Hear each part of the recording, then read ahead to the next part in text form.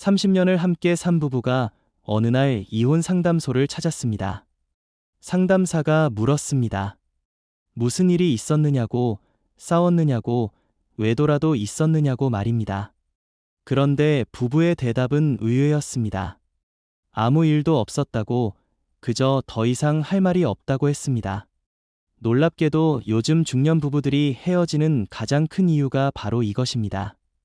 싸워서도 아니고, 미워서도 아니고, 그저 대화가 없어서입니다. 같은 집에 살면서도 남처럼 지내다가 어느 날 문득 이렇게 사는 게 무슨 의미가 있나 싶어서 헤어집니다. 지금 이 순간에도 수많은 중년 부부들이 같은 공간에 있으면서도 침묵 속에서 멀어지고 있습니다. 당신의 집은 과연 안전하다고 자신할 수 있습니까? 생각해 보십시오. 젊었을 때는 얼마나 많은 이야기를 나눴습니까?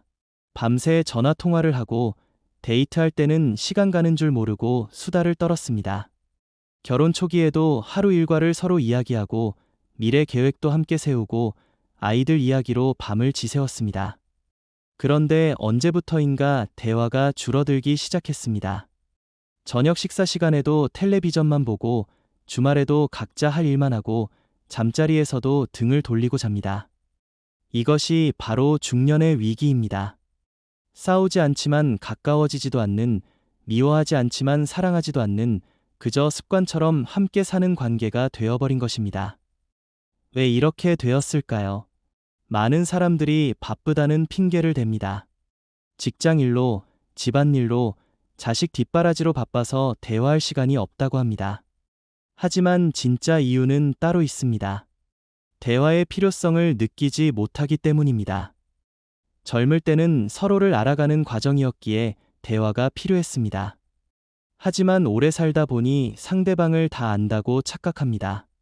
말하지 않아도 알고 물어보지 않아도 짐작할 수 있다고 생각합니다. 이것이 가장 큰 함정입니다.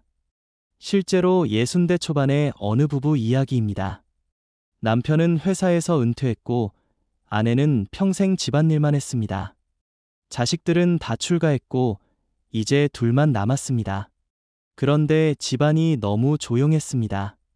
아침에 일어나 인사하고 밥 먹을 때 한두 마디 하고 그게 전부였습니다.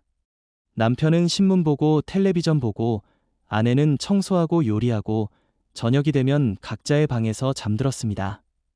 이런 생활이 2년쯤 지나자 아내가 먼저 말했습니다. 이렇게 사는 게 무슨 의미가 있느냐고, 차라리 혼자 사는 게 낫겠다고 말입니다. 남편은 깜짝 놀랐습니다.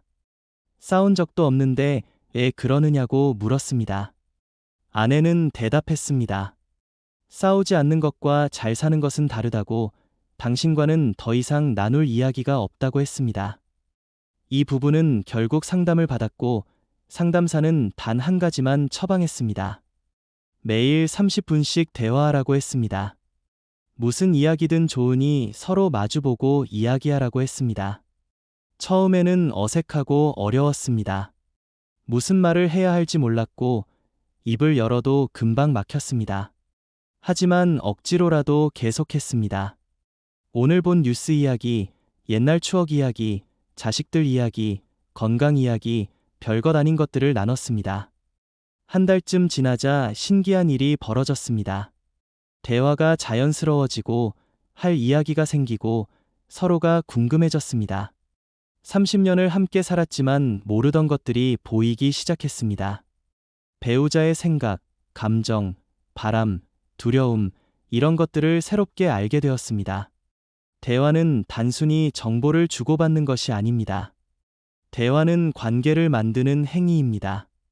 말을 나누는 과정에서 우리는 서로를 이해하고 공감하고 연결됩니다. 대화가 없으면 아무리 가까운 사이도 남이 됩니다. 매일 얼굴을 봐도 마음은 멀어집니다. 이것이 중년 부부들이 겪는 가장 큰 문제입니다.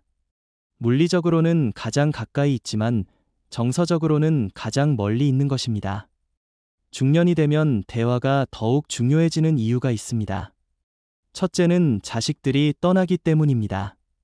젊을 때는 자식 이야기로 대화가 이어졌습니다. 아이가 아프면 함께 걱정하고 성적이 오르면 함께 기뻐하고 진로 문제로 함께 고민했습니다. 하지만 자식들이 독립하면 그 대화 소재가 사라집니다. 이제 남은 것은 둘뿐입니다. 이때 대화가 없으면 집은 그저 텅 빈 공간이 됩니다. 둘째는 은퇴 때문입니다. 직장 생활을 할 때는 회사 이야기, 동료 이야기, 업무 이야기가 있었습니다. 하지만 은퇴하면 그것도 끊깁니다. 집에만 있으니 할 이야기가 더욱 줄어듭니다. 이때 배우자와 대화하지 않으면 고립됩니다. 사회적 관계가 줄어든 상황에서 가장 가까운 사람마저 대화하지 않으면 정신건강이 나빠집니다. 실제로 은퇴 후 우울증에 걸리는 사람들의 공통점이 바로 대화 부족입니다. 셋째는 건강 문제 때문입니다. 중년이 되면 몸 여기저기가 아프기 시작합니다. 혼자 감당하기 어려운 불안과 두려움이 생깁니다. 이럴 때 배우자와 대화하면 위로가 되고 힘이 됩니다. 서로의 건강을 챙기고 병원에 함께 가고 약을 챙겨주고 이런 과정에서 대화는 필수입니다. 대화 없이는 상대방이 얼마나 아픈지 무엇이 필요한지 알 수 없습니다. 넷째는 노후 준비 때문입니다. 앞으로 어떻게 살 것인지, 어디서 살 것인지, 돈은 어떻게 관리할 것인지 이런 중요한 결정들을 함께 내려야 합니다. 이것은 대화 없이 불가능합니다. 혼자 결정하고 통보하면 갈등이 생깁니다. 함께 이야기하고 합의해야 만족스러운 노년을 보낼 수 있습니다. 그렇다면 어떻게 대화를 시작해야 할까요? 오랫동안 대화하지 않았던 부부라면 처음에는 어색할 것입니다. 무슨 말을 어떻게 시작해야 할지 막막할 것입니다. 몇 가지 방법을 알려드리겠습니다. 먼저 시간을 정하십시오. 저녁 식사 후 30분 또는 잠들기 전 15분이라도 좋습니다. 그 시간만큼은 텔레비전을 끄고 스마트폰을 내려놓고 서로 마주 앉으십시오. 대화 주제는 거창할 필요가 없습니다. 오늘 무엇을 했는지, 누구를 만났는지, 무엇이 재미있었는지, 무엇이 힘들었는지 이런 일상적인 것들로 충분합니다. 중요한 것은 상대방의 말을 끝까지 듣는 것입니다. 중간에 끊거나 평가하거나 가르치려 들지 마십시오. 그저 들어주십시오. 공감해 주십시오.